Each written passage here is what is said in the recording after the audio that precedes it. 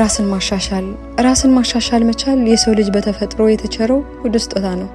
ራስን መለወጥ ከተሳካለት ያኔ ዓለምን መለወጥ ይችላል። በዚህ ዓለም ውስጥ ልናሸንፈው እንደምንችል እርግጠኛ የሆንበት አንድ ነገር አለ።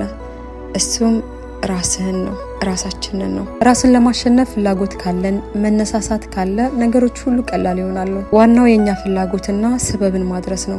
ሰበብን ካደረስን ሌላውን ሁሉ ለአላህ መተው ነው። ምክንያቱም አንድ ሰው ሰበቦችን ያደርሳን ከዛ በኋላ ያለውን ለፈጣሪው ይተዋል።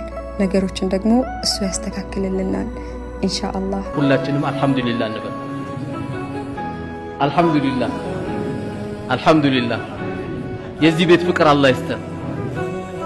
ዱንያን ስለቃት ከዚህ ቤት ምን ለቅ አላህ ያርገን። ሐያ አለ ሰላት ሲባል አንጀታችን የማይችል አላህ ያርገን። ሮጠን ወደ መስጊድ ምን መጣ አላህ ያርገን። ለትውልድ ምን ተርፍ ሰዎች አላህ ያርገን።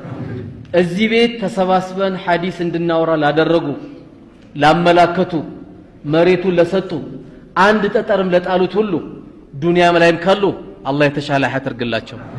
ቀብር ላይም ገብቶ ከሆኑ ያማረ ቀብር አላህ ያርግላቸው። የተሻለ ቀብር አላህ ያርግላቸው።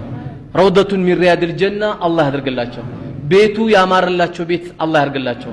እቺን ቤት ያስገነባ ሰው ሁሉ የአጅሩ ተካፋይ አላህ ያርገው።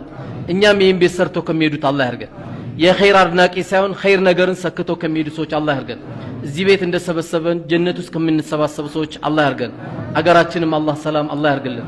ተፈናቅለውም የመጡ ለሞቻችን ሁሉ በሰላም አገራቸው አላህ ያስገባቸው። አባቶቻችንም አላህ ያቆይልን። መስጊዳችንም ተለይተውን ወደ ቀብር የሄዱትን ሁሉ አላህ ይቅር ይበላቸው፣ አላህ ይዘንላቸው። እኛንም ኻቲማችን አላህ ያሳምርልን።